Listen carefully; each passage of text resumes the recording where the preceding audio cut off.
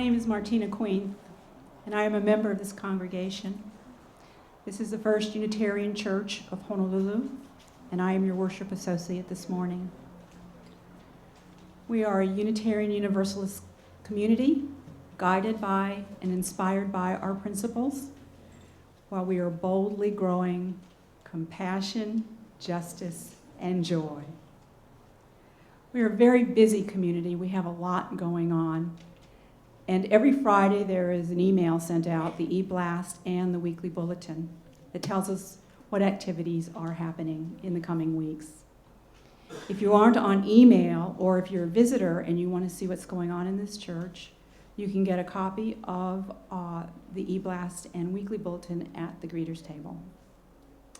We light this chalice with the embers of compassion. We light this chalice with the torch of justice.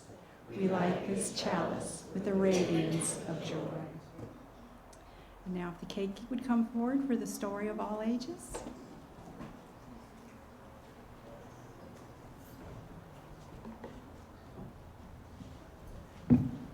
Good morning. Hey guys, y'all gonna join me up here? Good morning. My name is Jonipher Ku, and I am going to be telling the story this morning. And first, I would like to ask, and how are the children today? Tired. You good? All the children are good today? Happy, wonderful, hungry? So after our intergenerational service from last week, I know you guys are all very excited to volunteer with our RE program, and for that reason, we're going to have Maggie, please stand up Maggie, in the art gallery after the service with a clipboard, so feel free to see her to sign up to volunteer with our keiki. Our story this morning, well, our service this morning is about gratitude. Do you guys know what gratitude means? Maggie? Being thankful, exactly. Because what holiday is it going to be? Zappy? Pumpkin pie. The pumpkin pie holiday, exactly. Thanksgiving, where we think about what we're thankful for. So our story today is called The Thankful Coat. Once upon a time, there was a little boy named David. And David had a very nice family and a very nice house. And he had a great little sister and a fun puppy. And David had a lot of great things, but there was one thing he did not have. He did not know how to be happy. So David was just never very happy. And there was no matter what he had, no matter what his family did, he just did not know how to be happy. So one day, David was sitting on his swing in the backyard feeling really sad. And a little girl walked into his yard and said, "Hi, my name is Sandy. Have you seen the thankful coat?" And David thought for a moment, "A thankful coat? No, I've never heard of a thankful coat. I've never seen one around here. What does it look like anyways?" And Sandy said, "Well, it is a beautiful coat and it looks like a rainbow." And Sandy said, "Well, let's go look for it together. Maybe we can find it." So Sandy and David looked everywhere. They looked behind the bushes, and they looked around the yard and in the house. And they looked, and they looked, and they looked. And suddenly, they heard a commotion. All of the birds and the bees and the squirrels and the butterflies and the chipmunks and even David's dog, Rusty, they were gathered around a large oak tree. And there on the oak tree, on one branch, hung a beautiful rainbow coat. The animals made beautiful sounds that just sounded like lovely music. And Sandy said, "See, David, here is the thankful coat. Come on, let me put it on you. I bet it will make you feel so happy." So David, not very happily, held out one arm, and he put on his coat over one arm, and then he put in the other arm. And then David said, "Gee, this coat feels awfully nice." All of a sudden, David felt very thankful. Now, David was thankful for the blue sky, and he was thankful for his new friend Sandy, and he was thankful for his dog, and he was thankful for his family, and he just felt very, very thankful. And the more thankful David became, the happier he was. And the happier he became, the bigger his smile became. Can you guys show me your biggest smiles? Awesome. Happy thoughts popped up everywhere in David's mind, and he found the secret to happiness, he thought, to wear the thankful coat. David was especially thankful to Sandy. Sandy, thank you so much for this coat. I can finally feel happy. And Sandy looked at David and said, well, I must leave now, David, and I need to bring this coat to other unhappy children to make them happy as well. And David was really sad. How can you take this coat away now that I'm finally happy? And Sandy smiled and she said, why, David, now that you know the secret to happiness is being thankful, you can make your own thankful coat to wear every single day. And your thankful coat can be an imaginary one, and you can make it in any color you would like it to be. Every day when you get up, you can put on your imaginary thankful coat and start to think of all of the things that you are thankful for, and then you will be happy. Tomorrow morning, you will get up out of bed and put on your imaginary thankful coat, and you think about all these things, and you will be as happy as you are right this very minute. And Sandy gave David a hug, and she said, goodbye, David. I'm so glad that you have the secret to being happy now. And David said, I'm so glad you have found the thankful coat, and that you taught me how to make one of my own. So the next morning, David got out of bed, and he looked at the drawing that hung on the wall, and he put on his imaginary thankful coat. To his surprise, he really did feel happier, and he felt more thankful for everything. And David's smile got bigger and bigger and bigger, and David's life became full of thankfulness and happiness.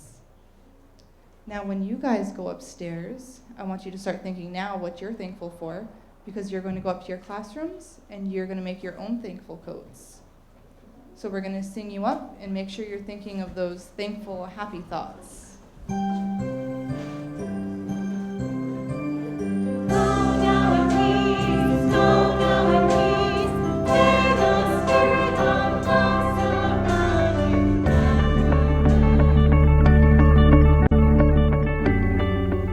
We are going to be talking about what it means to be a Gratitudist. Now, I know most of you, if you look it up on the dictionary, probably will not find that word. And even putting it up on the PowerPoint screen, it didn't like it because it had that red squiggly line underneath the word. Nonetheless, this is what we're going to be talking about today, because a couple months ago, during our Building Your Own Theology and Theology classes, we were talking about what it would mean for us to come up with our own religion. So the assignment, I broke them off into 3 groups, was for each of the groups to come up with some qualities and some beliefs and some structure around what their religion would look like. And they only had half an hour to complete this assignment. And it can be done, mind you. After all, L. Ron Hubbard came up with a religion just by writing a book called Dianetics, did he not? And so we're UU, so we're much smarter than that. So it doesn't take us days or hours and weeks and months to come up with a book. It only takes 30 minutes. And so we started grouping some of these ideas together as to what this new religion would look like. And the first group came up with ideas such as, what about looking at the grandeur of the universe? And what about looking at universal salvation? And indeed, I preached on this a couple weeks ago. It's called Universalists. How creative. And lo and behold, thankfully, our name already contains that. So that was the first group. The second group found a lot of comfort and healing and connection whenever they're out in nature. So guess what we call this second group? The naturalists. Not to be confused with naturists. All right? A few of you got it. I won't ask you how you got that, but anyway, the third group came up with this idea. What if every single moment of our lives we said thank you and we appreciated that moment truly and deeply? What if every single moment of our lives we are grateful without ceasing? What would this religion be called? Everybody? Bingo! Y'all are so smart. Either that or you can read what's on the screen. Gratitudists. And so what does it mean to be a gratitudist? Well, we appointed a leader amongst us because she was actually the one that coined the term, and this is Carla Allison. And those of you who know Carla know that everything that leaves out of her mouth is just so positive and so full of gratitude and thankfulness. That's why we appointed her our head Pumbaa, our head guru for this new religion of the Gratitudists. And some of you may think, well, I sure would like to borrow Carla's rosy-colored glasses, rosy-filtered glasses, right? Is that what do you call it? Rose-colored glasses. Yeah, I sure would like to borrow that. Because for me, I'm included in that category. Because for me, oftentimes I go through my life and I go, gosh, really? There's not really that much to be grateful for. My life sucks. It resembles more of a country music than it does a love song or anything. You know, you've heard those country music before, haven't you? Hit it, Dennis. Oh, my life is terrible. I'm so lonesome I could die. My partner left me for my neighbor's cousins, brothers, sisters, uncle. And not only that, but a typhoon, a tornado hit all at the same time. And it carried with it this flying cow that ended up hitting the roof of my trailer. And I could go on and on. You get the picture though, right? So you may say to yourself, yeah, thank you very much, Karen. How many of you have heard of that country music before? It's your life. It's an autobiography, isn't it, Russell? And so we may question ourselves, what is there to be grateful for? But even if your life is a country music, isn't that an opportunity to take it to the Grand Ole Opry? And you may even win a CMA award, a country music award. And my mom might even listen to that song because she's a big country music fan. And I bet none of you have met an Asian woman who's into country music before. So even then, even if your life is so terrible, there's some redeeming qualities about it. And so over the years, the first lesson I've learned about gratitude is that we don't have to reserve it just for the good times in our life. But even in the midst of the tragedy, there is something to be grateful for because life still exists in the midst of tragedy. What do I mean by this? A couple weeks ago, as many of you know, there was a terrible typhoon that hit the Philippines. And I'm so grateful for those of you who have actually come up to me and asked how my relatives were. And thankfully, because of modern day technologies such as texting and emailing and whatnot, most of my family has been accounted for. Except I didn't really know what happened to my uncle and his wife, who actually live in Tacloban, which is where the epicenter of the typhoon and where the greatest damage was in the Philippines. Until about a couple of days ago when I finally got an email from him, and he's actually the pastor of a Chinese evangelical church in the Philippines.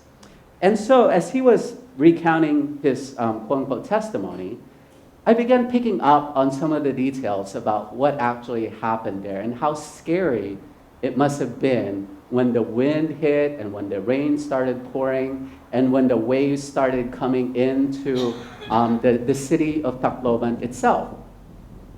And my uncle started with a thankful message. He said, I'm thankful not only because me and my wife's lives were spared, but I'm thankful that the parsonage is actually on the second floor because the sanctuary itself was flooded after the typhoon hit. And the second thing he was thankful for was that going against his instinct of going down to make sure that the property is safe, leave it up to a Pake uncle to think about the music equipment. That he wanted to make sure that he didn't have to replace that, yeah? And I'm sure our band and our musicians could empathize. We want to save our musical instruments, don't we? So he just had a surgery, and so he couldn't lift heavy objects anyway. And so he decided not to go downstairs. And he said he was thankful for that because what he found out later on was that it was covered in 5 feet of water. So the water had actually rushed in and damaged and destroyed everything in its sight. So even in the midst of the loss of lives, there's something to be thankful for. And my uncle, unlike the 5,000 other people who have lost their lives in the Philippines, were also fortunate that they had access to resources. Apparently, the vice mayor himself went knocking at my uncle's home and said, would you like to go to Manila? Because there's a flight that's waiting for you to go there. So even we come from such a place of privilege. And even in the midst of tragedy, life exists. And I often thought to myself, my uncle must have gotten it from my grandmother. My grandmother, who is a woman of courage, exhibited for me what it means to be a Gratitudist. Here's a woman who was born to a 4th concubine, and after she was born, her mother died, and so she was left in an orphanage without a birth certificate, without knowledge of when she was even born. And I could just picture my grandmother, with that taste of tear that we mentioned earlier about Ancient Mother. Ancient Mother, I could taste your tears. I could imagine her weeping, feeling abandoned by her family, and growing up in such a place as an orphanage, and not having anything to eat other than porridge. And even until the day she died, that was her only diet, was a cup of porridge. And I thought to myself, what a life that must have been, and where did she draw her strength from? And yet, in the midst of it all, she was a grateful woman. She was grateful, number one, that she grew up in a Presbyterian orphanage where they didn't bind girls' feet like the rest of the Chinese girls. You know, I don't know if you all have heard about that idea, but it's the idea that you wouldn't run away from your husband. So if you had bound feet, that you would stay put, stay at home and cook for your husband and all that stuff, right? I was going to say all that BS, but I'm not going to go there. And so my grandmother was grateful for that. She was grateful that she even had food to eat, a roof over her head.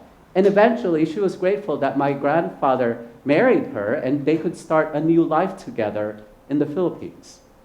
And so even in the midst of the hardship, there's so much that we could be grateful for.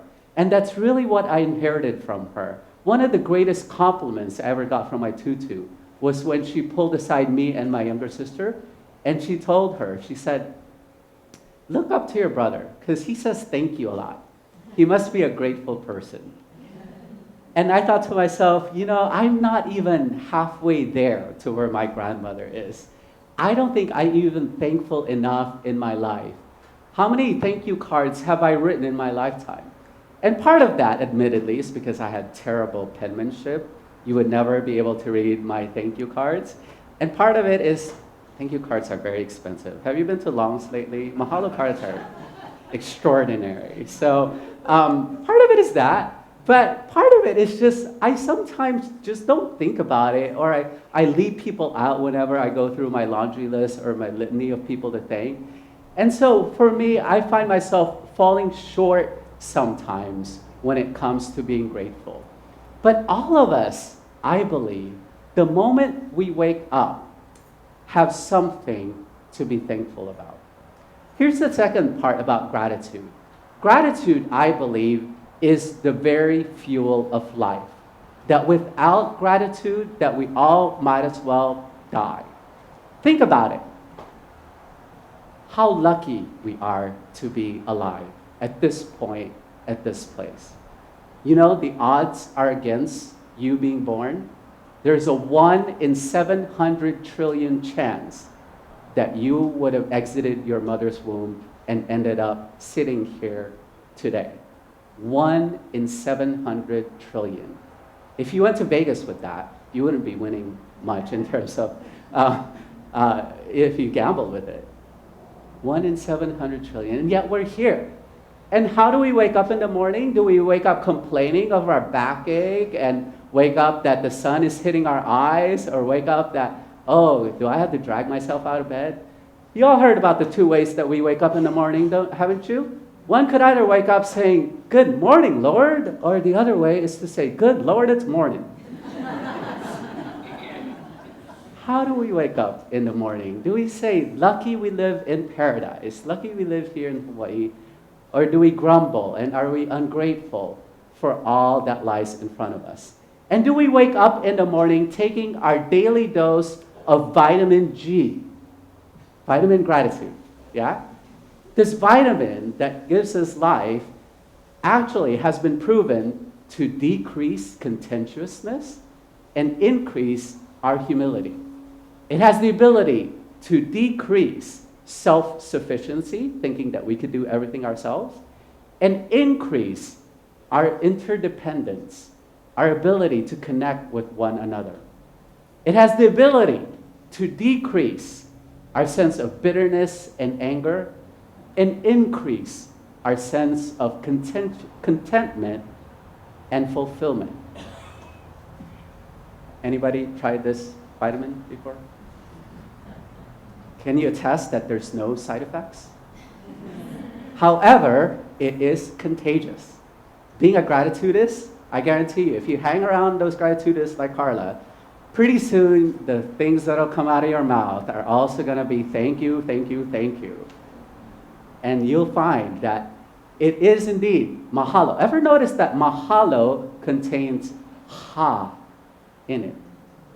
Can we be grateful for the ha, for the gift of life that we receive every single morning when we get out of bed? Let me read a quote to you of why we Unitarian Universalists feel so strongly about gratitude. And Martina actually read it earlier, but I think it's worth repeating. It says, "Grateful for the religious pluralism which enriches and ennobles our faith, we are inspired to deepen our understanding and expand our vision." So our vision sometimes could be clouded by the negative and the dire situations that we may encounter, but gratitude allows us and inspires us to have a different vision. Nowhere and in no place was this more that it hit closest to home for me than last night when we held a service of gratitude for marriage equality. And as I was looking around the room and the colleagues that were there that evening, I thought to myself how grateful I am for the religious pluralism that exists in our world. That Shintos and Buddhists and Hawaiians and Christians of all shapes and sizes could come together to celebrate this historic moment in our state. How grateful I was for that. Yet gratitude for me is not just a fleeting moment. It's not just a moment that we celebrate during Thanksgiving because of peer pressure, because everybody else is thankful, might as well be thankful ourselves. But I believe that in order for gratitude to become one of the hyphens of Unitarian Universalism, we need to practice it 365 days a year. And even during leap years. So that could be 366 too, couldn't it? And so gratitude is a moment and an opportunity for us to reawaken that within us which causes us to pause and think for a little bit. Here's what the Reverend Tom Owenthal has to say about it. He says, it's said that gratitude isn't an emotion or virtue of youthfulness, a status that expects everything to come as a matter of course. As we grow older, feelings of thankfulness blossom. That surely seems to be the case for our maturing Unitarian Universalism in midlife. We just hit the 50 mark as a denomination, by the way. An era when we're declaring our gratitude both individually and communally for the unspeakable favor of existence itself. The unspeakable favor of existence itself. What do we have to be grateful about?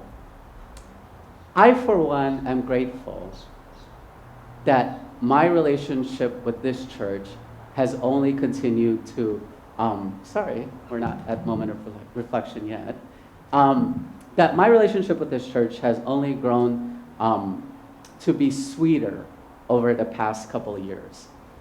In some ways, one would think that the first year, the honeymoon stage, would be that sweet spot. But for me, as we got to know each other better, as we got to know each other's flaws and strengths, and as well as weaknesses, the more mature our relationship became, and the more grateful I was that each of you have become my mentor, and each of you have become my teacher. And I'm also grateful that we are so growing into our mission statement of growing compassion, justice, and joy. And our connection to folks like Kaninui Akea, folks like the churches on the Big Island, folks like the log community. Those are all such wonderful ways that we are able to grow and mature as a community, and I'm so grateful for that. And I'm even grateful, doggone it, for the crisis in our lives. Those moments when we say, yes, it happens. You know, and sometimes with the sh part next to it, that, yes, you know, RE fell apart one Sunday. But you know what? There was an opportunity that came out of that, and I'm grateful that we now have a thriving group of 23 people on our religious education team. And I'm glad that we're utilizing our kids to guilt you into signing up to be volunteers for the RE team. And I am so grateful. I can't even begin to say how grateful I am for all the work that you've done for marriage equality. You've almost lost your career over it. You almost lost your job over it. But you were there, standing with us shoulder to shoulder, making sure that you make an honest minister out of me, and that I'll get to marry my partner of 15 years finally on December 1st at 11 p.m. I am grateful for that. Without you, none of this would happen. And without you, we wouldn't even have a church that we call the First Unitarian Church of Honolulu. So mahalo, mahalo, mahalo. I can't thank each and every single one of you enough. If you too would like to join this religion, sign up now. 1-800-GRATITUD-E-I, whatever. Call whatever number you want to. Make sure you say thank you at the end of the call, all right? May it be so.